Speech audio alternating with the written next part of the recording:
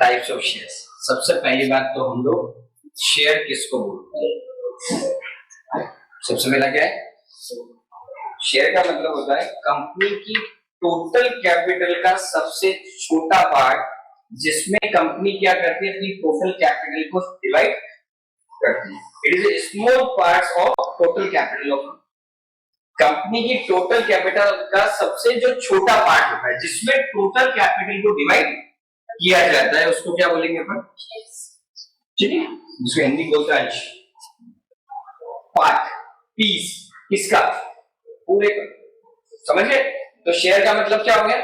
Company की total जो capital है उसको जो स्मॉल स्मॉल पार्ट्स में डिस्ट्रीब्यूट किया जाता है और फिर उसको मार्केट में इशू किया जाता है। वो जो स्मॉल पार्ट होता है कैपिटल का, उसको क्या बोलेंगे अपन? शेयर्स। ठीक है। अब शेयर्स में एक होता है आपका इक्विटी शेयर और दूसरा होता है आपका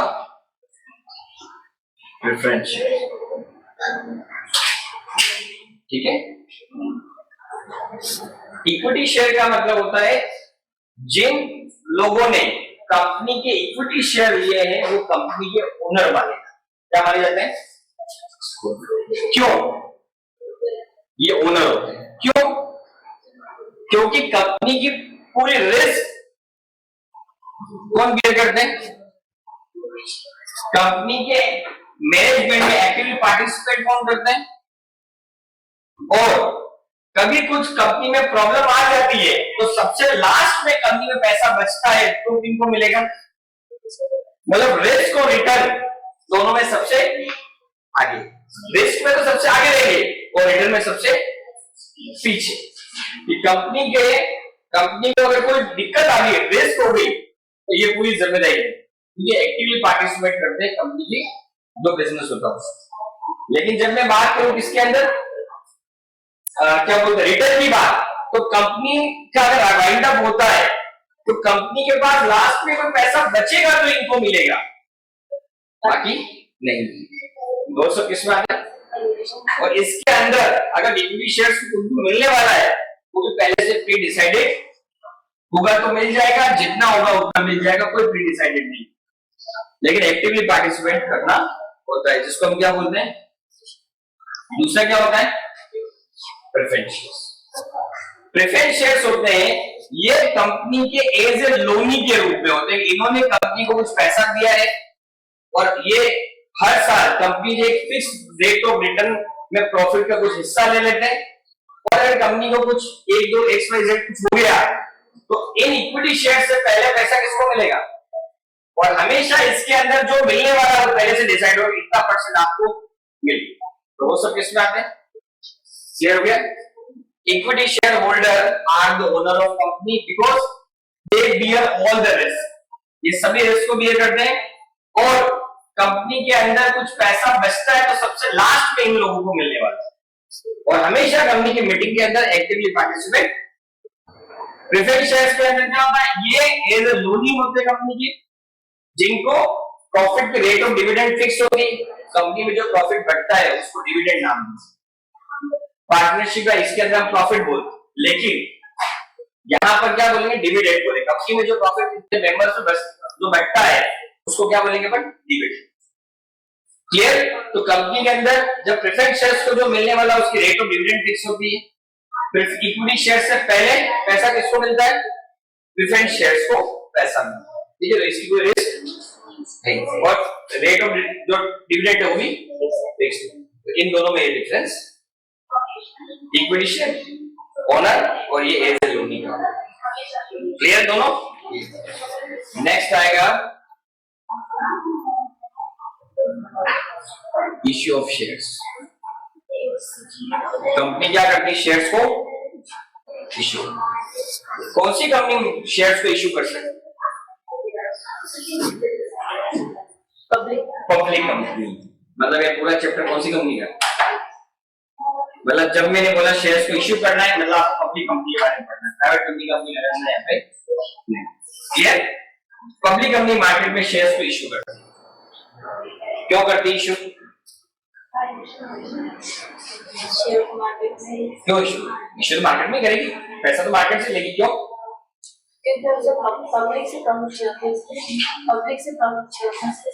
पब्लिक से प्रॉफिट चाहिए, हमने बंदे प्रॉफिट आ सकते।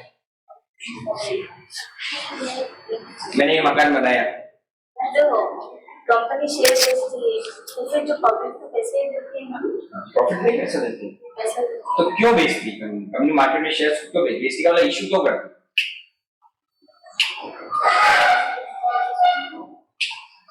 मैं एक एग्जांपल देता हूँ। मैंने ये बिल्डिंग बनाई, बिल्डिंग बनाने के बाद मेरे पास पैसा था, मैंने लगा दिया, फिर भी मुझे और पैसे की जरूरत है, मैं क्या करूँ? भैया तुम्हें पैसे दो, माता जी कुछ पैसे दो, फ्रेंड कुछ पैसे दो, बैंक को बोलेंगे कुछ पैसे तुम दो, मेरा मकान कंप्लीट, मतलब मेरी नीड को फुलफिल करना, मेरी बेसिक रिक्वायरमेंट पूरी करना। एक पब्लिक कंपनी को भी क्या रिक्वायरमेंट पूरी करनी है? उसको अपना बिजनेस स्टार्ट करना पड़ता है। अगर पब्लिक कंपनी को बिजनेस को स्टार्ट करना है, पैसा प्राइवेटली कोई लगाएगा नहीं, क्योंकि प्राइवेटली किसने पैसा लगाया है वो कौन सी कंपनी बन सकती है? प्राइवेट। वो मार्केट में शेयर्स को इशू करेंगे कंपनी, और पब्लिक क्या बोलेगी? हम लोग आपके शेयर्स लेने के लिए तैयार है, वो फॉर्म भर के दे दें। तो मार्केट में शेयर्स को पब्लिक कंपनी क्यों इशू करती है? क्योंकि उसको बिजनेस स्टार्ट करना है, लाखों करोड़ रुपए चाहिए, और वो पैसा पब्लिक से आएगा नहीं, तो इनका बिजनेस स्टार्ट बेसिक लेवल पे काम चालू कर देते हैं, लेकिन बड़े लेवल पे कब होगा? जब पैसा आएगा। तो शेयर्स को इशू करने का कारण क्या है?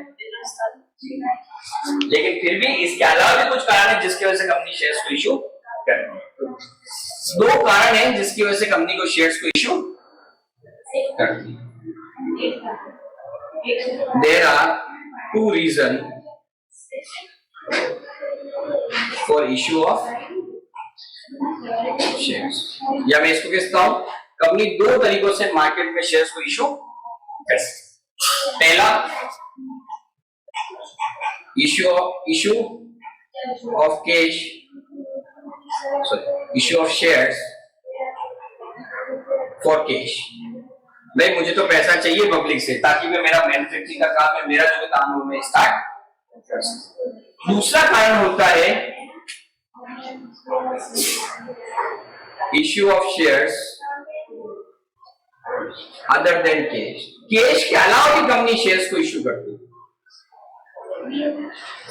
मैं on the behalf of company, मैं मार्केट गया या किसी डीलर के पास गया, मुझे मशीन चाहिए, बोला बिल्कुल I am ready to give it, but इस मशीन की वर्थ है 5 करोड़ रुपीस, दे दो और ले जाओ। बंदा क्या बोलेगा? सर 5 करोड़ रुपए तो मेरे पास नहीं। हाँ, मेरे पास कंपनी के शेयर्स पड़े, आप कंपनी के शेयर्स ले लो और मुझे ये मशीन दे। इस शेयर से या तो आप हर साल प्रॉफिट कमाना या किसी को शेयर्स को। तो इसमें क्या होगा? उसको कैश नहीं चाहिए, उसको कोई एसेट चाहिए, कोई और चीज चाहिए, जिसकी वजह से क्या इशू कर रहा है? क्लियर? तो जो शेयर है वो कंपनी दो टाइप से इशू कर सकती है। एक, कैश लेने के लिए शेयर्स को इशू किया ताकि मुझे बिजनेस शुरू करना है, नहीं मुझे कैश नहीं चाहिए, मेरा बिजनेस चल गया, लेकिन अब मुझे एसेट परचेज करनी है, मुझे लिक्विड में पैसा देने के लिए, मुझे लिक्विड पैसे, मतलब मेरी जेब में कैश नहीं है या मेरे खाते में कैश नहीं है, ये लो सिर्फ 5 करोड़ रुपीस और मुझे मशीन दे दो, तो मैं क्या करूंगा? मैं मेरे वो कंपनी क्या करेगी? अपने शेयर्स को, क्या हमारे शेयर्स रखो और हमें आप अपनी मशीन। क्लियर? कोई डाउट नहीं। अब आगे आता है प्रोसेस कि इशू, शेयर इशू कैसे होता है, पब्लिक कंपनी शेयर को इशू कैसे करती है, सबसे इंपॉर्टेंट। तो इशू करने का सबसे पहला होता है, वो होता है प्रोस्पेक्टस। आपने मेरे यहाँ पे एडमिशन लिया, उससे पहले क्या प्रोसेस था? उससे पहले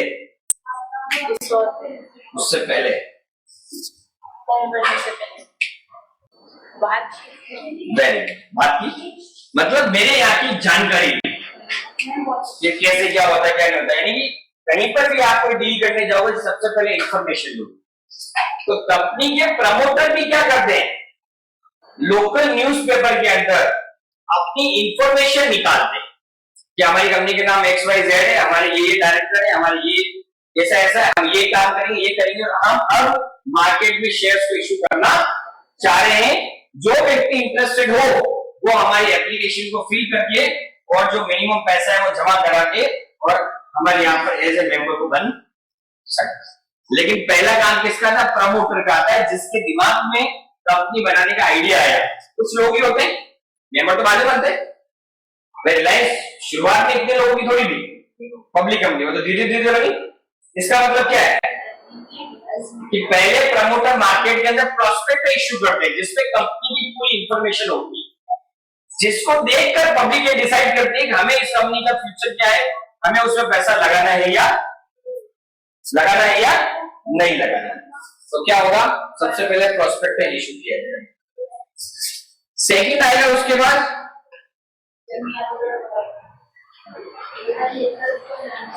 प्रॉस्पेक्ट इश्यू कर दिया और साथ साथ लिख दिया ये हमारा एप्लीकेशन फॉर्म है, जो इंटरेस्टेड हो भर के और इतना % पैसा जमा करा के आप कंपनी के मेंबर बन जाओ।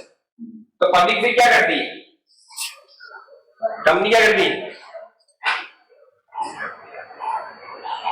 बताओ क्या करती है? पब्लिक क्या करती है? बिल्कुल, पब्लिक बोलती है yes mister Avinash Jain is ready to take your shares, इतने शेयर्स मैं लूंगा, इतना पैसा मैं लगाने तैयार हूं। इधर नियारी का बोलती है यस मैं रेडी हूं, इधर उसके उन्होंने बोला, ऐसे करके लोग क्या करते हैं? एप्लीकेशन फॉर्म भर के देते हैं और उसमें एक मिनिमम अमाउंट उनसे लिया जाता है। तो ये कुछ नहीं होता। तो कंपनी क्या बोलती है कि आप एक काम करो, आपने फॉर्म भर दिया है, इसके साथ शेयर्स की 5% वैल्यू, 100 का शेयर्स है तो मिनिमम 5 रुपए आप जितने भी शेयर्स ले रहे हो उसके एप्लीकेशन के साथ आप उतना पैसा जमा कर। डीमेट अकाउंट वगैरह सुना आपने, वो शेयर्स का काम उसी के थ्रू होता है। तो भाई आप चाहते हो मैं कंपनी में शेयर्स परचेस करना चाहता हूं, तो आप ये एप्लीकेशन फिल करो और हमारी जो शेयर्स की वैल्यू है उसका कम से कम 5% पैसा आप इस एप्लीकेशन के साथ दो, तो होता है आपका एप्लीकेशन। अब क्या होता है? कंपनी का एप्लीकेशन जैसे होता है और कंपनी को लगता है भाई हमने जितने इशू किए उसके बराबर के शेयर्स मार्केट में खरीद लिए, सबने पैसा आ गया है, तो कंपनी हमको एक अलॉटमेंट लेटर भेजती। क्या भेजती है? कि आपकी एप्लीकेशन हमें मिली, आपने इतने शेयर्स के लिए अप्लाई किया, हमें बहुत खुशी हुई और हम आपका नाम हमारे रजिस्टर ऑफ मेंबर में लिख रहे हैं और अब आज से आप हमारे शेयर होल्डर हो। ये लेटर जो उनको देती है, उन मेंबर को देती है जिन्होंने एप्लीकेशन फॉर्म भरा, जिसको हम बोलते हैं अलॉटमेंट ऑफ शेयर्स। अलॉटमेंट का मतलब क्या है? आपने अप्लाई किया, मैंने बोला यस आई एम रेडी, क्या हम आपके शेयर्स ले रहे हैं और हम आपको मेंबर बनाने में तैयार। तो मैंने एक बोलते ना एप्रिसिएशन लेटर बोलूं या फिर एक बहुत खुशी वाला लेटर एक आपको इशू कर दिया, जिसमें लिखा होता है कि आपने इतनी तारीख बड़ा शेयर्स आपके लिए हैं, जिसका अगर प्रेफरेंस शेयर्स है तो रेट ऑफ डिविडेंड इतनी होगी, इक्विटी शेयर्स हुआ तो और भी कुछ नई टर्म्स कंडीशन ऐसे करके टर्म्स कंडीशंस कैसे होती है जो सब इसमें होगी अलॉटमेंट में होगी। लेकिन अलॉटमेंट के पहले का प्रोसेस बता रहा हूं, वापस रिवर्स। एप्लीकेशन दे तो दी, फॉर एग्जांपल एप्लीकेशन कंपनी ने 5 लाख शेयर्स मार्केट में निकाले, कितने? लेकिन पब्लिक ने 2.5 लाख ही खरीदे। अब 2.5 लाख खरीदेंगे मतलब पब्लिक ने सिर्फ 50% शेयर से खरीदे, तो कंपनी अभी तक अलॉटमेंट नहीं कर सकती। कंपनी ने जो शेयर्स अप्लाई मतलब कंपनी जो मार्केट में शेयर इश्यू किए उसकी कम से कम 90% एप्लीकेशन आनी ही चाहिए। अगर 90% एप्लीकेशन नहीं आएगी तो कंपनी को ये पैसा वापस पब्लिक को लौटाना, क्योंकि 5 लाख में से 2.5 लाख ही शेयर्स का पैसा आया है, तो कंपनी का नाम पूरा हो सकता है ना पब्लिक को कुछ मिल सकता है। तो कंपनी क्या करती है? 120 दिन तक वेट करती है। कितने दिन तक? 120 डेज तक कंपनी वेट करती है 5 लाख शेयर्स अब पब्लिक परचेस करे, अब करे, लेकिन पब्लिक परचेस तो आने वाले 10 डेज यानी टोटल कितने दिन हो गए? 130 डेज कंपनी वो पैसा वापस पब्लिक को दे। क्या डेज फिक्स होते हैं? लेकिन 130 दिन में भी अगर कंपनी पैसा नहीं लौटा पाती पब्लिक को, तो कंपनी को फिर विद इंटरेस्ट वो पैसा वापस लौटाना। क्लियर? तो पहला क्या हो गया, एप्लीकेशन के अंदर 120 दिन वेट करेंगे, अगर मिनिमम सब्सक्रिप्शन नहीं आया 90%, 120 दिन में नहीं आता है तो आने वाले 10 दिन को पैसा वापस लौटाना पड़ता है, और आने वाले 10 दिन में वो पैसा नहीं लौटाती है तो टोटल 130 दिन में वापस वो पैसा कंपनी को वापस लौटा, तो वो क्या कहलाएगा, एप्लीकेशन। अगर 90% एप्लीकेशन आ गई तो क्या होगा,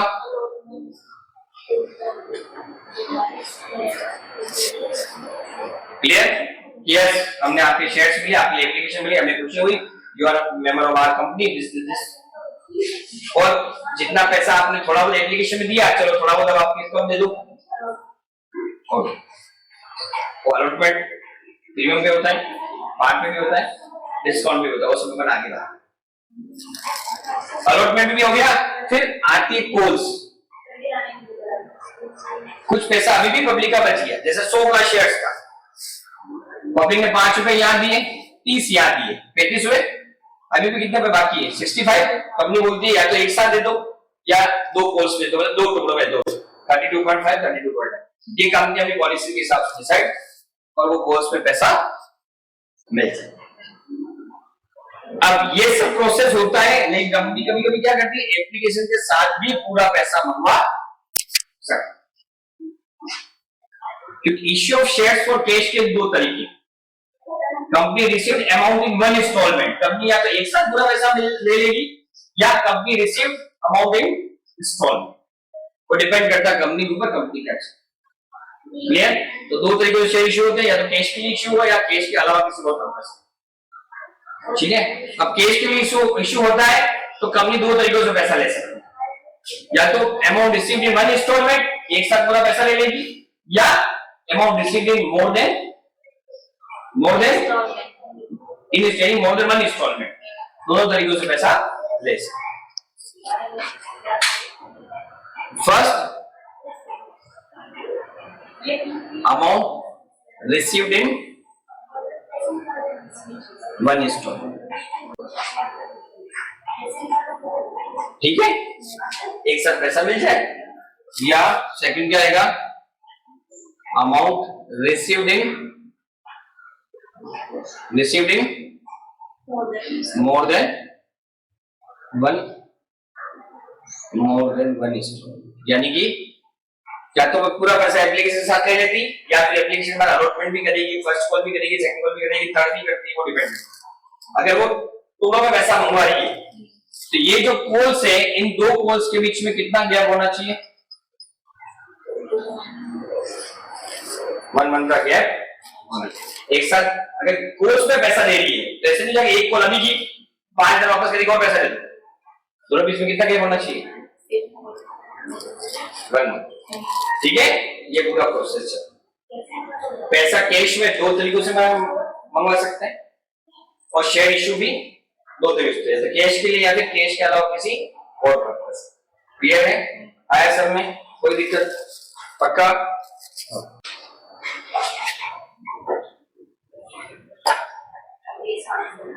अकाउंटिंग ट्रीटमेंट ऑफ शेयर्स, ठीक है। उसमें पहला आएगा amount received in one instalment, तो फर्स्ट बनेगी एप्लीकेशन अमाउंट रिसीव्ड, ठीक है। Bank account debit to equity oblique preference share application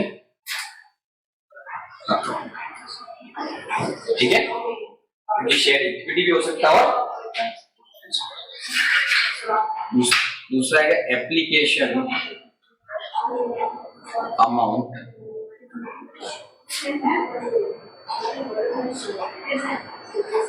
transfer to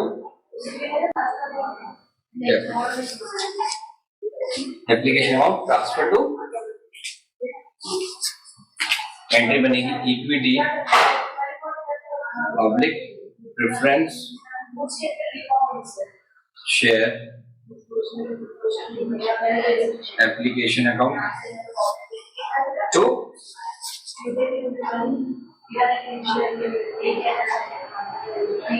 equity public preference share क्या क्वेश्चन में दे रखा होगा कि शेयर कौन सा, तो ऑप्शन में दे रखा होगा। बताओ विषय एप्लीकेशन। ये जो एंट्री बनेगी वो बनेगी number of shares received, number of shares into application amount,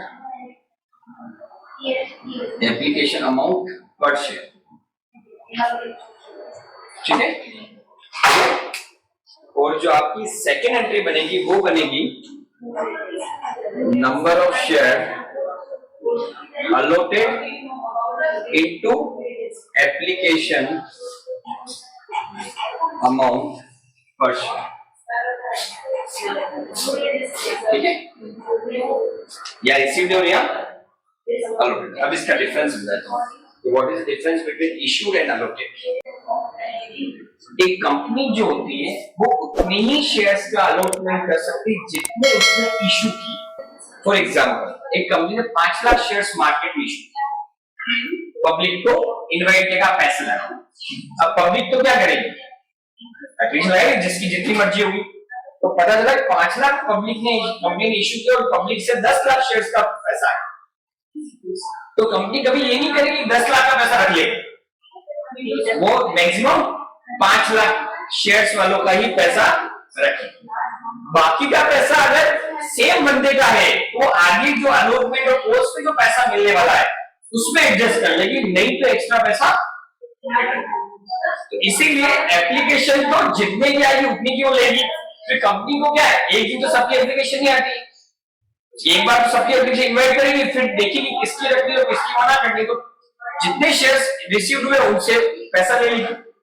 लेकिन जब लगता है कि रिसीव ज्यादा आ गए जितने हमने इशू किए, तो पैसा वो क्या करेगी, जितना इशू किया उतने तो अलॉट कर देगी और उसकी एंट्री बना लेगी, और बाकी का पैसा वो क्या करेगी, कंपनी पब्लिक को वापस लौटा। ठीक है, क्लियर?